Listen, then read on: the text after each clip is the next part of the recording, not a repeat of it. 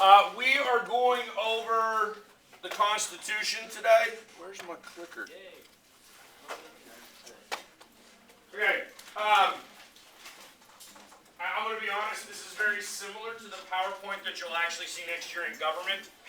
Although we're going to emphasize sort of different things, right? What I expect my U.S. kids to know about the Constitution is a little bit different than what I expect my government kids to know about the Constitution. All right? So, the first thing that I want you to understand, right, and I probably should, there's just not enough hours in the day. I don't make kids read the Constitution in its entirety anymore, although I should.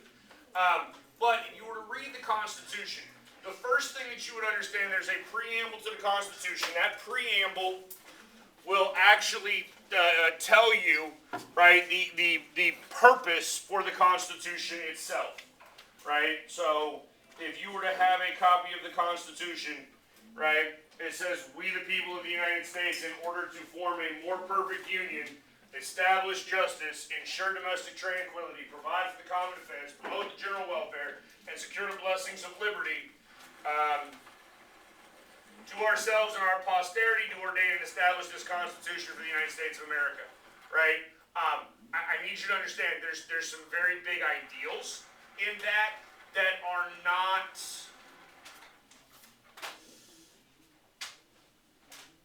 easily sort of quantified, right? I mean, what does general welfare mean?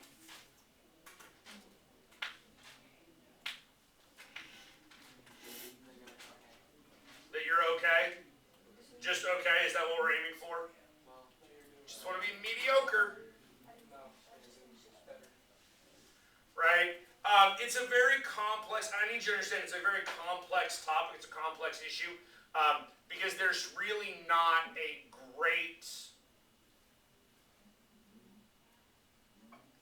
when I say great, there's not a clear definition of sort of general welfare, right? Or secure the blessings of liberty. Like, what does that mean? Right? What that can mean to one person can be different than what it means to another. All right? So, we've already covered the revolution, right? And so I want you to understand that as the revolution occurred, right, we had a whole bunch of people with wildly different needs, desires, ideals coming together to unify against a common enemy. In this case, King George, right? So the King of England is a common enemy to all of these people. But what these people want, what they hold dear, what they need, are actually different, right? And so the reality is we're going to see sort of a couple of different groups, okay, that are going to have some conflicts over how we're going to create a nation, right, and what we're going to do, okay? So when you go to like the revolution, obviously royalists are in part of it, right? Because those are the people that actually wanted to stay in England. They wanted to remain a colony, right? They wanted to remain British.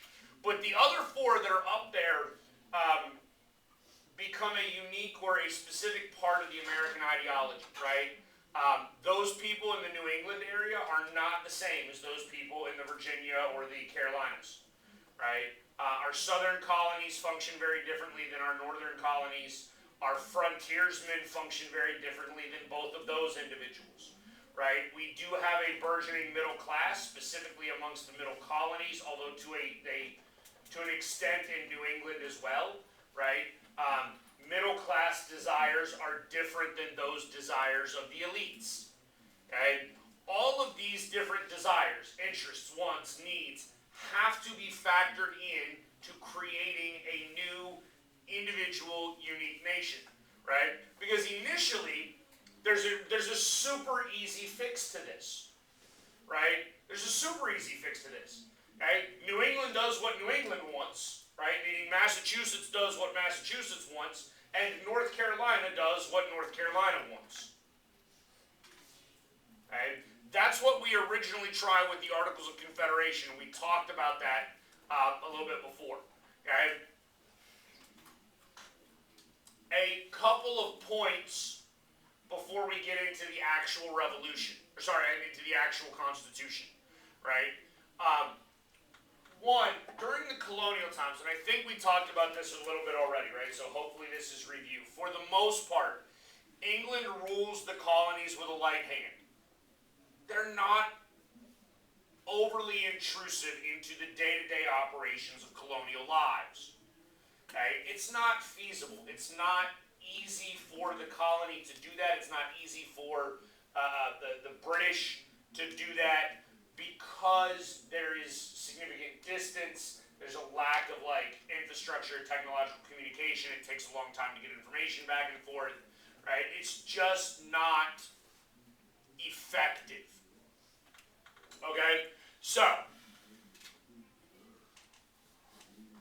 that changes, we know, with the French and Indian War. We have the Proclamation Line of 1763 that dictates colonial behavior, but then we also have all of those different taxes that we've already covered, and I'm not going to cover those again, right? But we know that Britain is beginning to tax. Here's the thing, and I want you to understand this more than anything else, okay? More than anything else, I want you to realize that the colonists did not have a problem with being taxed. Okay, let me say that again so you understand. The colonists didn't have a problem with being taxed. Listen, there's an old saying, and I don't know where it comes from, there's an old saying that the two things that you cannot avoid in life, right? The two things you can't avoid in life are death and taxes, right? Death and taxes will get us all. The colonists understood this. The idea that they have to be taxed is not some egregious, terrible concept to them. They recognize that as members of a society, a community, a country, they can be taxed and that they must pay their taxes, right? So why all the rebellion over taxation? And the answer comes down to the inability of them to have any voice in what they're doing. Okay? That's where the whole concept of no taxation without representation comes into play. Okay?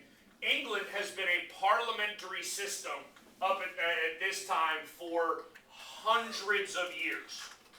Right? Hundreds. That means for hundreds of years, England had a parliament which is similar, not the same, but similar to a Congress. Okay? In England, they have what is called the House of Commons. And those are the people that are elected to government that help run. And as the name suggests, they are commoners. And England also has the House of Lords in Parliament, and those are like noble-born, titled people in England. Okay? The House of Lords still exists in Parliament today. They just don't wield that much power. Now, I tell you all of this because we're going to come back to it when we talk about the actual Constitution and how we set things up. Because the reality is human beings are terribly unimaginative. We just are, right? It's very hard to create something that is 100% unique from scratch. It's a lot easier to take something and fix it or mend it or change it, edit it. Right? That's ultimately what the United States is going to do. Okay? Again, I don't care about that. Don't care. We already went over that. We went over that. Alright. So, here's what I want you to get then. Alright, we have the second Continental Congress. Right? Because we all missed that on the test. Right? Second Continental Congress in which we create the Declaration of Independence. But what also happens at this time, and you cannot talk about the creation of the Constitution without first talking about the creation of the Articles of Confederation. Okay, stop. Y'all don't need to write down these people's names. I ain't gonna test you on that. Okay? By the end of this class, you ought to know who Jefferson, Franklin, and Adams are. I don't care about Sherman and Livingston. I just don't. I ain't got enough time. Okay? But here's what I want you to understand. We declare our independence, and then once we have declared our independence, we have to have some form of government. Yes? Right? We talked about this with war's aftermath. We talked about this with the establishment of a nation. Right? We have the Articles of Confederation. This going to alleviate the problem of a different want and need between Massachusetts and Virginia. Okay? And those are the two states that I'm going to come back to over and over and over again, because those are actually the only two states that have anybody elected president of the United States until 1828, right? Like, it takes 50 years. 50 years before we get a president from outside of Virginia or Massachusetts. Okay? Those two states are going to dominate the sort of national discourse. They want different things. Okay? What we have amongst the Virginians is a plantation elite and then a whole bunch of just poor folk. There is no middle class, right? Because there is no capitalistic economy. Okay? And that's a fairly big term to throw out at you right now, to say that the capitalistic economy.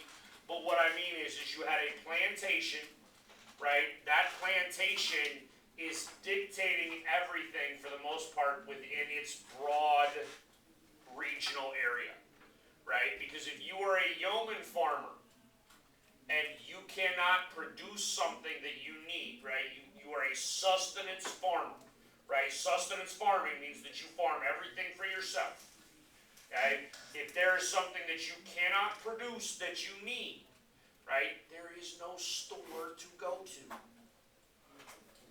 because there is no commerce that's really occurring. For the most part, if you need something like that, you have to go to whoever has the plantation in your area, because that individual has wealth and has excess, right? They're going to be the ones capable of providing you with what you need. In the New England area, that is not how it works. New England has towns, shops, businesses, right? It has a real economy, right? Or it has an advanced economy, okay, in which people are producing goods and then selling those goods locally, okay? Right, so under the Articles, this again is what a confederation is. You need to understand that. Like, that would be a vocabulary term that I will not define for you on your next test. What is a confederation?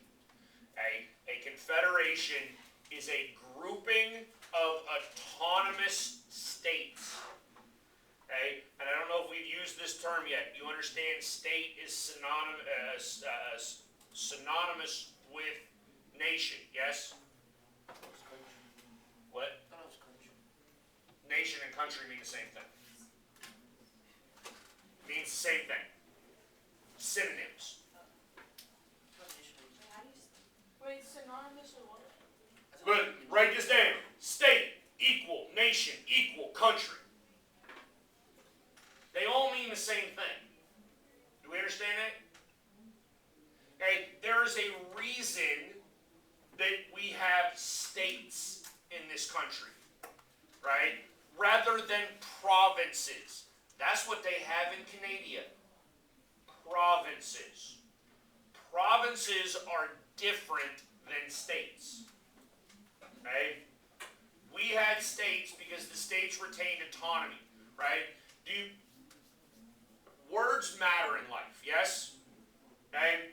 When the United States was founded, right? So when we go to 1800, you can routinely find writings in 1800 that say, these United States. These, plural. Do you understand that? Oh, is that why it's United States of America?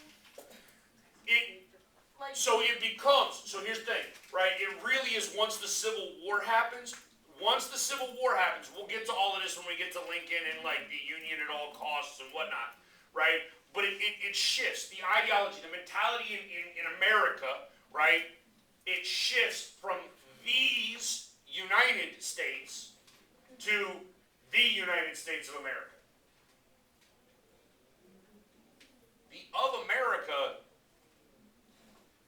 really a part of it initially either. It's just these United States. Okay? That provides the states with a level of autonomy. Now, the Articles of Confederation, one, I'm not going to tell you confederations suck, because they don't. Like, theoretically, you could have confederations that would work fine.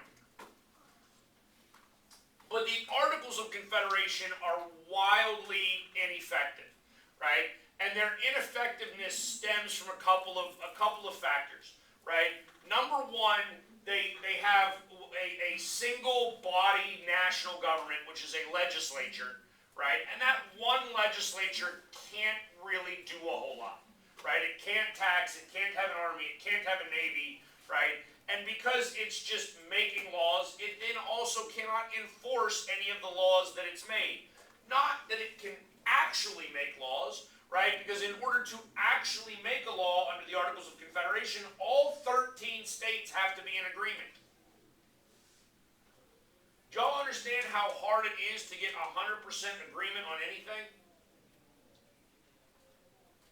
I can't get 100% of Americans to agree that the earth is round. Thanks, Kyrie Irving, and your Duke education. He's a flat earther. He went to Duke.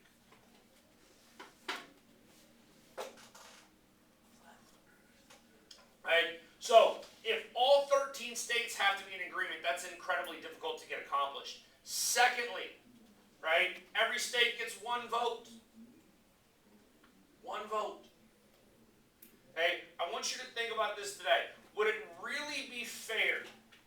Would it really be fair in the United States today if Wyoming and California had an equal voice in creating a law? Wyoming has 500,000 people in it. In this entire state, California has like 10 million just where that dot is. California's got like 40 million people. 40 million versus 500,000. Okay? It would stand to reason that it would be unfair for Wyoming to wield as much power as the state of California. Yet, under the Articles of Confederation, that's exactly what happens.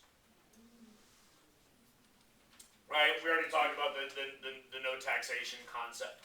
Right? Some of the ideals in the Articles of Confederation are sound. Right? They're sound. Some of these ideals will actually be carried over into the Constitution. Right? Because if I were to make you read the Constitution from cover to cover, and it's not a very long document, right? The actual Constitution is not very long. It'll take up about 3 pages in your average college or high school textbook. 3 pages. That's it.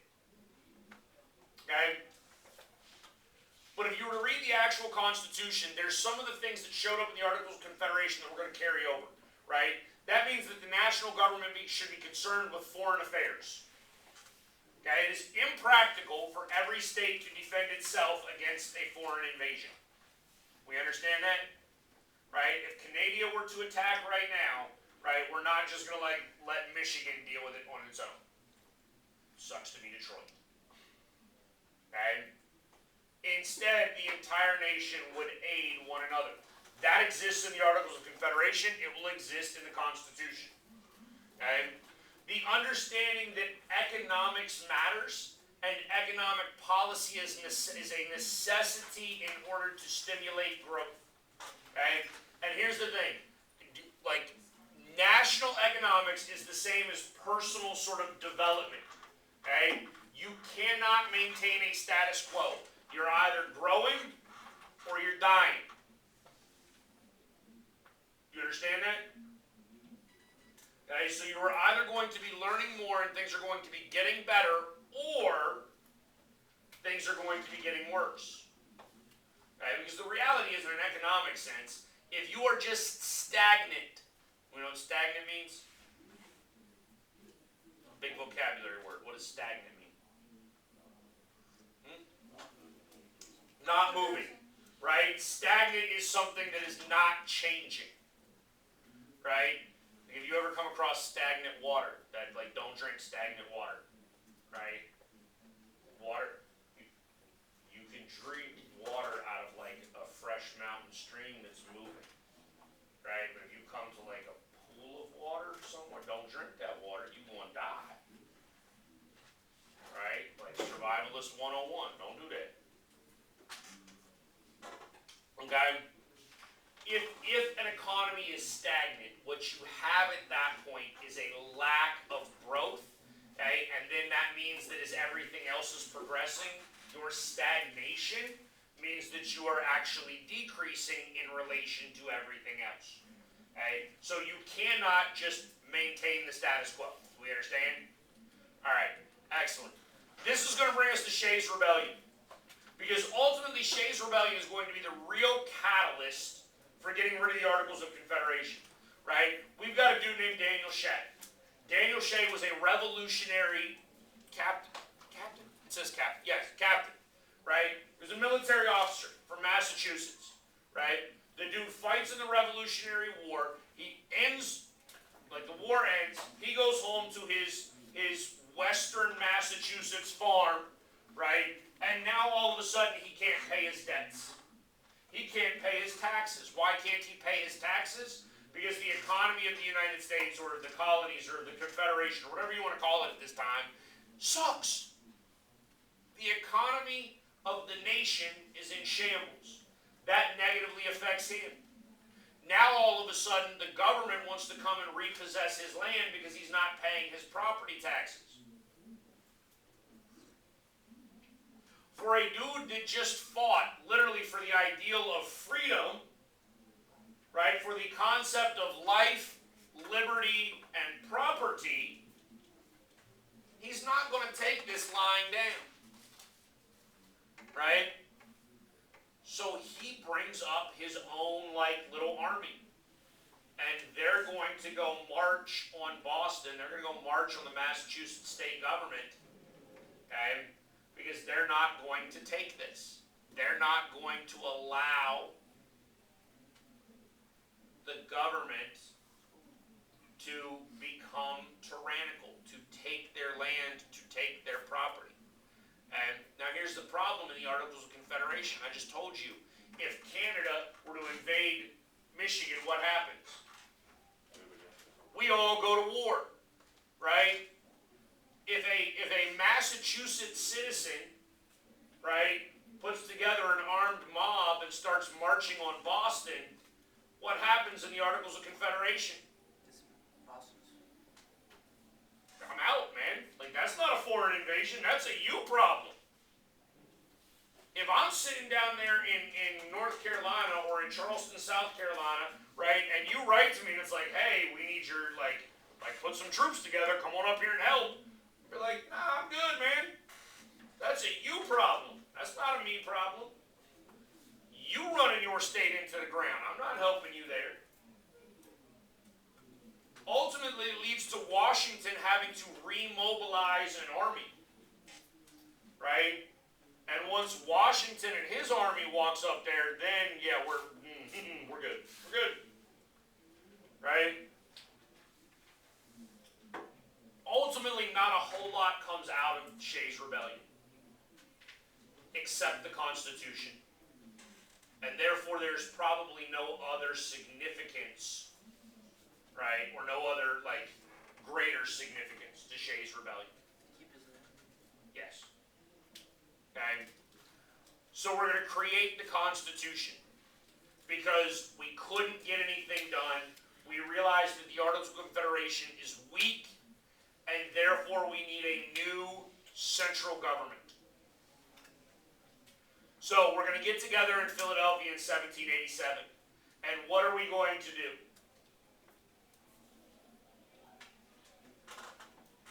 Because what did I tell you at the beginning of this lesson? I told you lots of things. Right? What did I tell you about originality? It's very rare, right? Guess what? We showed up in Philadelphia in 1787, not with the intention of writing a constitution, not with the intention of creating a new government, but with the intention of fixing the Articles of Confederation.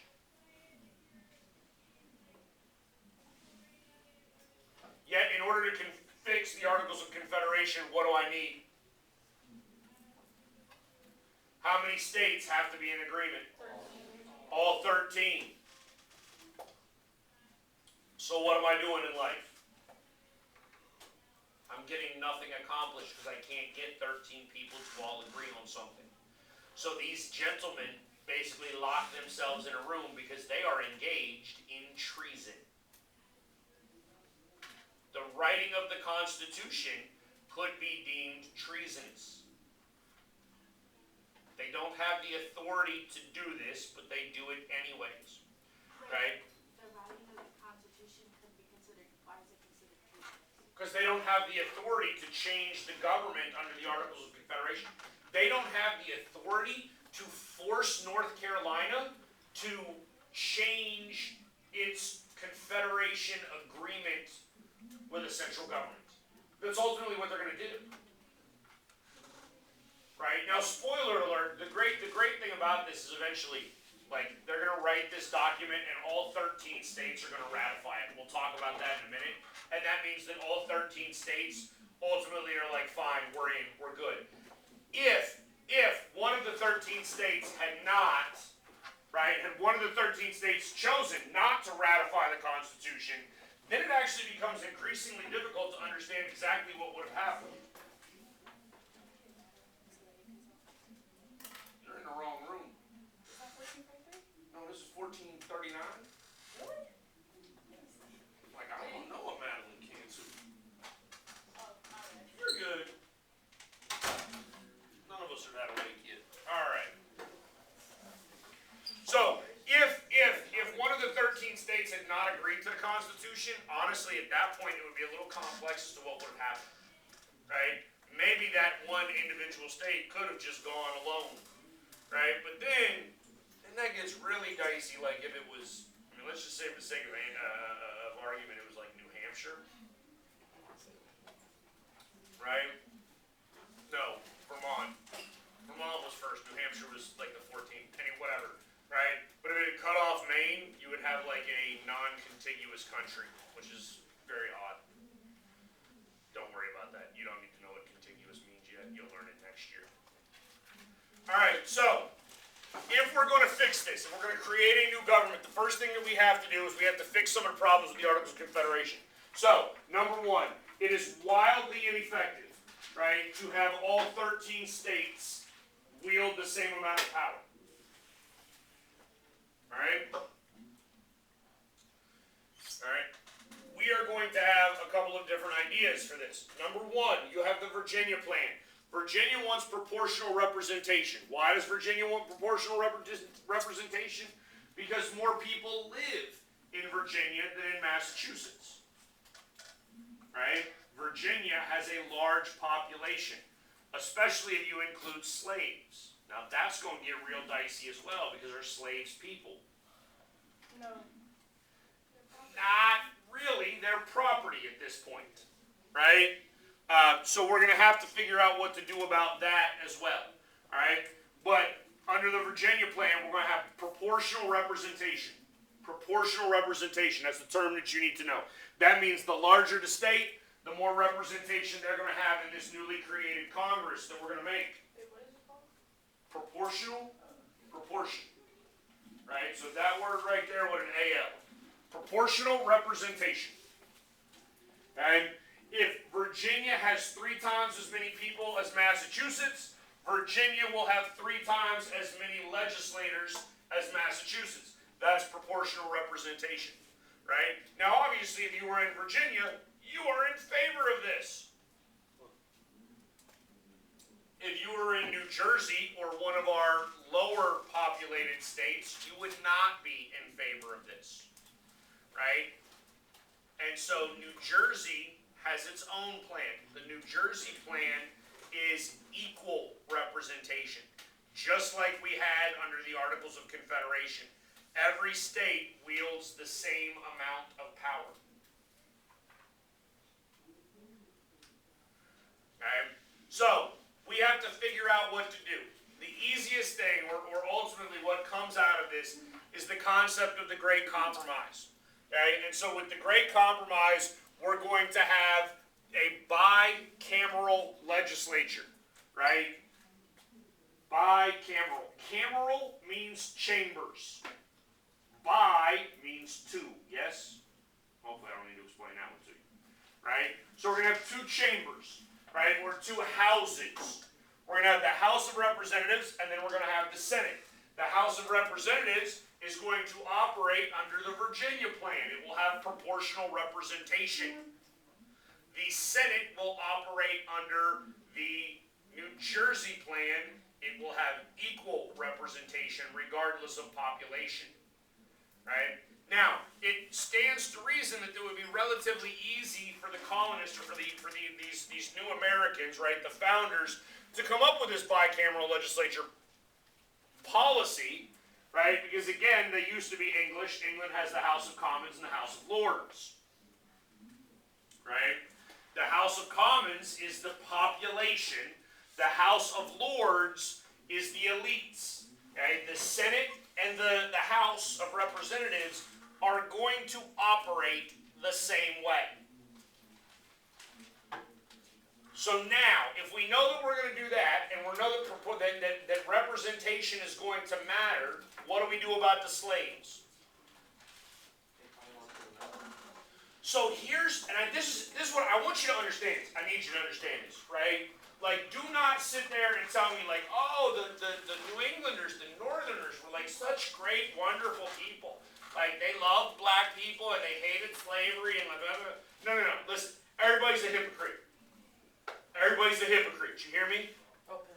Okay? Because they might have had moral objections to slavery, but here's what I want you to understand on hypocrisy. Right? Do black people count as people for purposes of population? Which side says yes? Virginia South. Both sides. But only when it benefits them. Okay?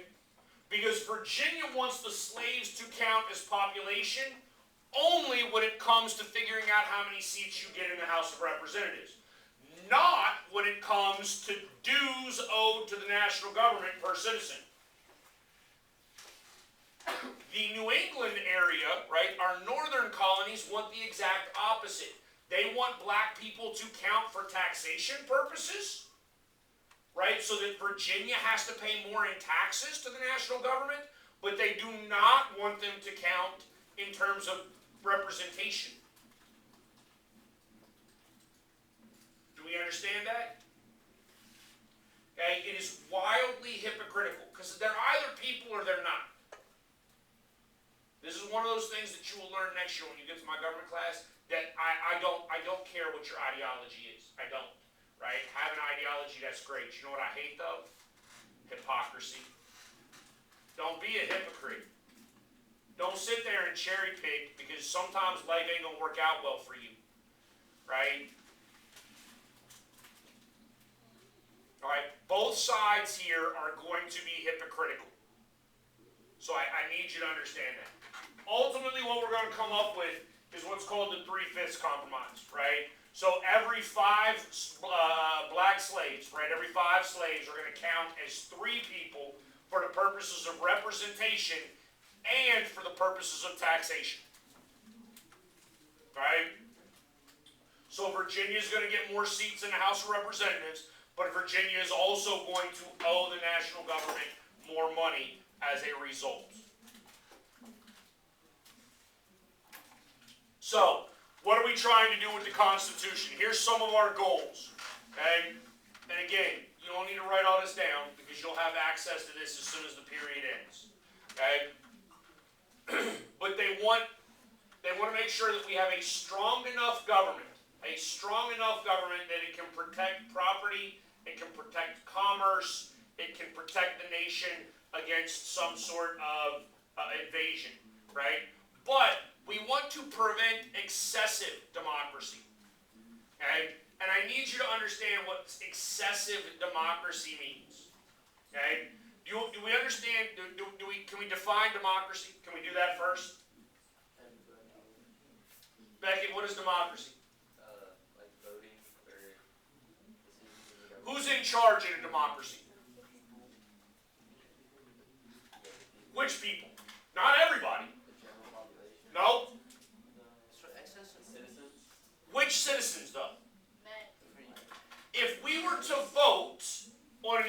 So that's what democracy is, right? Who wins? The men.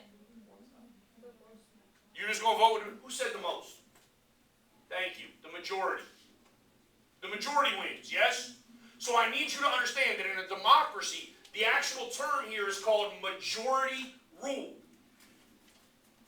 Okay? So let's just say, for the sake of argument, we were going to enact democracy in my class. My classroom is not a democracy. This is a dictatorship. Make no mistake about it. Okay? But in the event that I was going to give you democracy, right? Could y'all democratically decide everybody gets 100 on the test? Oh yeah.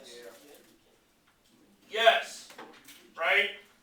How many of you would find that to be disadvantageous?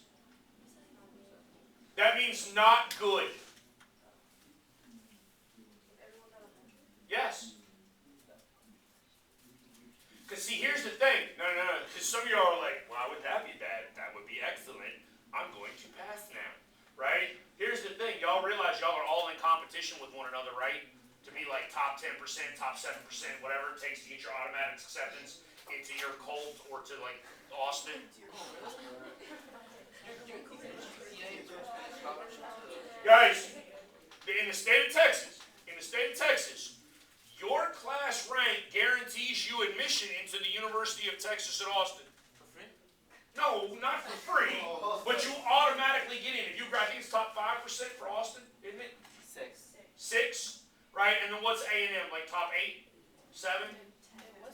Used to be 10. Somebody told me it was going down. I don't pay attention enough to that, right? But let's just say, for the sake of argument, it's 6 and 10, right? And because I'm gonna pick on Reagan since she's wearing an A&M sweatshirt today, right? You actually want to go to A&M? Yeah. Yes. So now, if we enacted this policy and everybody gets 100 on all the tests, right? You've actually been doing pretty well, haven't you? Yeah.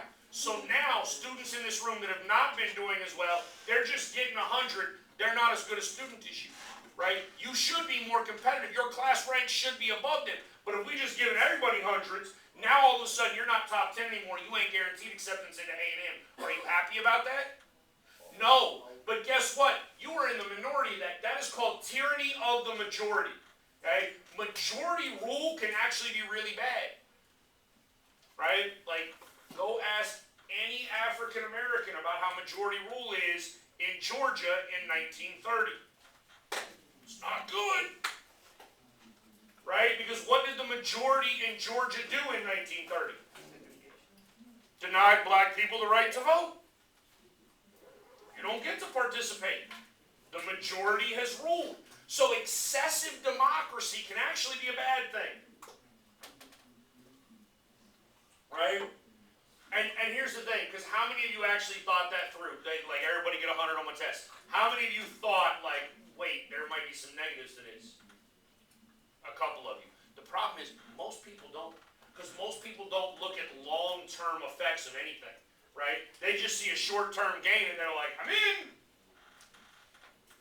And because as a species, we're terribly short-sighted, right? It's very difficult, because you're speculative. It's very difficult to figure out what to do in 5 years, because so many things could change in 5 years. We look at the here and now, and that's pretty much it. And there's some good, I want you to understand, like, that's not necessarily a bad thing. There's some good things to just living in the present, okay?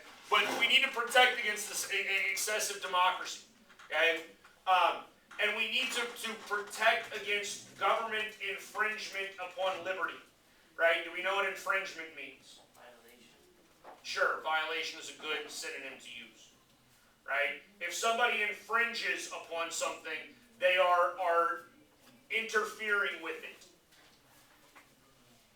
So we do not want government to interfere with our liberty, with our freedom, because you understand, again, let's just say, I mean, Jim Crow is actually excellent examples of this all the time. We haven't talked about Jim Crow, but I'm sure you have an idea of what Jim Crow laws were in the South already, yes? Yeah. Like, you don't get to like your teenage years in school and not have at least some understanding of Jim Crow era U.S. history. And who is it that actually took away the rights of black people in the South in the 1930s? The people. Which people? The majority people. But how did they do it? I don't know. saying by voting, that means the government did it. It's actually the government that's doing it. The state government or? Well, no, it's state governments, right? But it's government. But just so we're crystal clear, government is actually the biggest threat to liberty. Do you understand that? Government is the biggest threat you have to your individual freedom. I cannot stress that enough. And we'll talk about this in way more detail next year when we get to civil rights and civil liberties, but you have already given up a significant amount of freedom to the government as it is. Now, you just don't think about it as being freedoms because you're like, well, that's just the way it is. I drive on the right-hand side of the road because that's just the way it is. Guess what? You don't have the freedom to drive wherever you want. Okay? Now you'll learn, again, next year you'll learn that there's a necessity for that, and it's called social contract theory and whatnot. Alright? So, how are we going to limit national power? A couple of ways. Separation of powers, right? Divided constituencies, federalism, the Bill of Rights. So, I want you to understand separation of powers, right? Because as we create the Constitution, under the Articles of Confederation, no executive, yes? We're going to make an executive. We're going to create a presidency, right? We're going to create a judicial branch that's going to oversee the other two to ensure that they're not creating laws and enforcing laws that are in violation of our basic principles, okay? I don't care that much about divided constituencies right now, and federalism is really a concept we'll deal with in depth next year, okay? But I also want you to understand the Bill of Rights because the Bill of Rights is a compromise, okay? And it's a compromise that gets into, well, actually, let's stay on that slide and go over it. It's a compromise that gets into something that I've got to get to, so I got to speed up. Federalists versus anti-federalists, which are our first two political parties, okay? The anti-federalists are demanding a Bill of Rights in order to ratify the Constitution. Alright, so we have a legislative branch. It creates a House and a Senate. The Senate is the power of the people. The House is the power of the people. Right? In fact, when we wrote the Constitution, because we don't like democracy, we are not a democracy. Make no mistake about that either. We are not a democracy. We have never been a democracy. The Founding Fathers did not trust democracy. Okay? The House of Representatives is the only of the four entities that you get to vote for in 1790. That's it. You don't vote for the Senate, you don't vote for the President, you don't vote for the Supreme Court. Even today, you still don't vote for the President or the Supreme Court. Okay? The Electoral College is who actually elects the President of the United States, not you. Alright? We're going to skip powers. We'll go over that next year. Alright, executive branch, we create a president. The president is responsible for executing the laws. I need you to understand, Joe Biden is not running around on a little scooter, actually enforcing the laws. Okay, he has a whole executive, branch that does that. Okay, but again, under the Articles of Confederation, we couldn't enforce laws. Okay, the executive branch needs to do that. The judicial branch is just overseeing the other two. We'll talk, you'll get all of that later on. Alright, that's more for next year. So, ratification. This is important historically because ratification is going to create the first two political parties, which matters in terms of U.S. history. Right? We wrote the Constitution in 1787. It's ratified in 1789, which means that a ninth out of the 13 states have ratified it. All 13 will go on to sign off on the on the Constitution. Okay? The U.S. Constitution is the oldest Constitution in the world. Okay? In fact, our Constitution is so star-spangled awesome, right, that we wrote it in 1787. The French had themselves a little revolution right after that, right? Like the French, do we know about the French Revolution? We learned about that in world history. Did we take world history? We know that people were just having their heads lopped off with guillotines.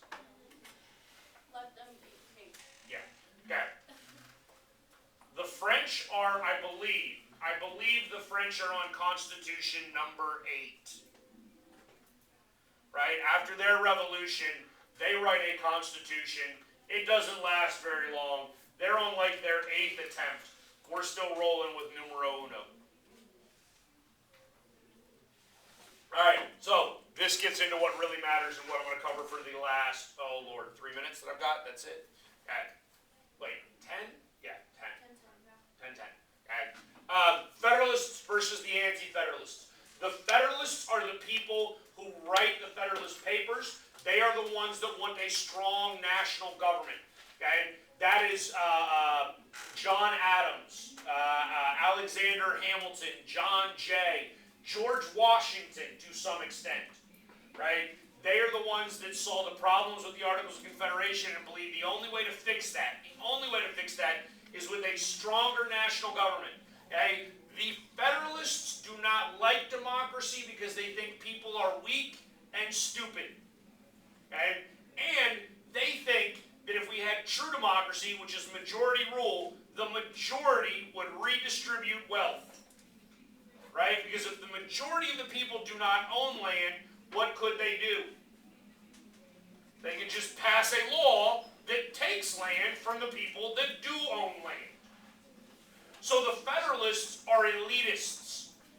Okay? Make no mistake about that. They are elitists. They want elite control over government. Right? All of you little peons. Right? The regular folk in America. You don't really get a say. Okay? Meaning that you can't have your property taken from you. Right? The anti-federalists want more state power, right? Because the anti-federalists are afraid of a tyrannical elite. Alright? Tyranny is the big issue. That's what they're afraid of. Alright? There you go. That's what I need you to really understand. Anti-federalists, their fear is of a wealthy minority, right? The tyranny of a wealthy minority. The Federalists' fear is tyranny of the masses. Okay? Because if enough uneducated, stupid people got together and were convinced to vote the same way, in a democracy they would enact a whole lot of stupidity. Any questions? Bye guys, have a good day. I will make sure all of this is up here momentarily. Quiz tonight, right? Yes, you have a quiz tonight over the Constitution, please.